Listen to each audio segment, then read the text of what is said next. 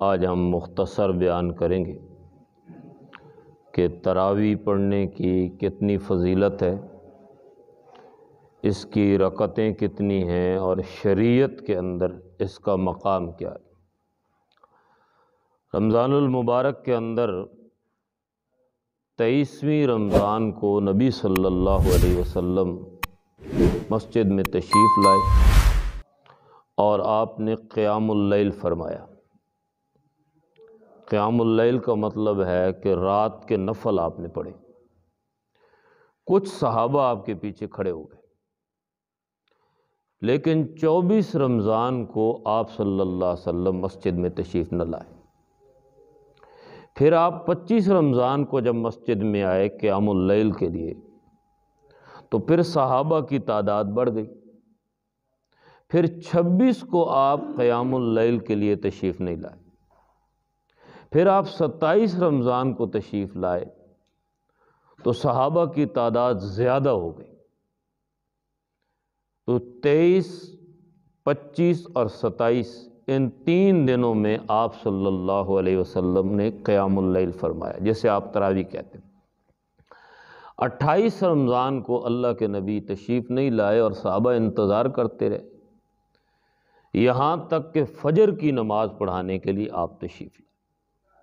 تو صحابہ کرام نے پوچھا کہ یا رسول اللہ، رات ہم انتظار کرتے رہے، آپ قیام اللیل کے لیے تشریف نہیں لائے۔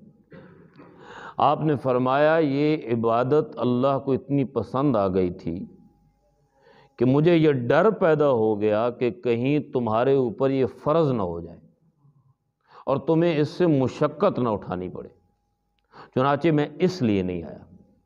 تو اس کے بعد پھر نبی صلی اللہ علیہ وسلم نے نہ کوئی جماعت کروائی اور نہ کوئی اس طرح تراویح کا سلسلہ چلا، یعنی 3 دن اللہ کے رسول نے نماز پڑھائی۔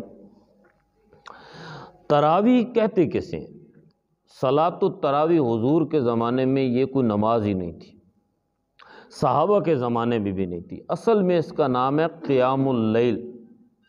تراویح کا لفظ بعد میں پیدا ہوا۔ تراویح کہتے ہیں ترویہ، ترویہ کہتے ہیں کچھ دیر کے لیے آرام کر لینا۔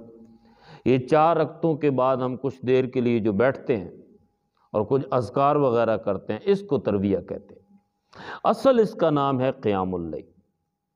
حضرت ابو بکر رضی اللہ تعالیٰ عنہ کے زمانے میں لوگ ٹولیوں کے اندر یہ نماز پڑھتے تھے۔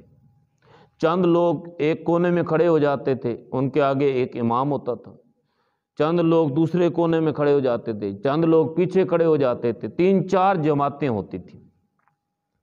جب حضرت عمر رضی اللہ تعالیٰ عنہ کا زمانہ آیا تو حضرت عمر رضی اللہ تعالیٰ عنہ نے دیکھا کہ یہ کوئی اچھا منظر نہیں ہے۔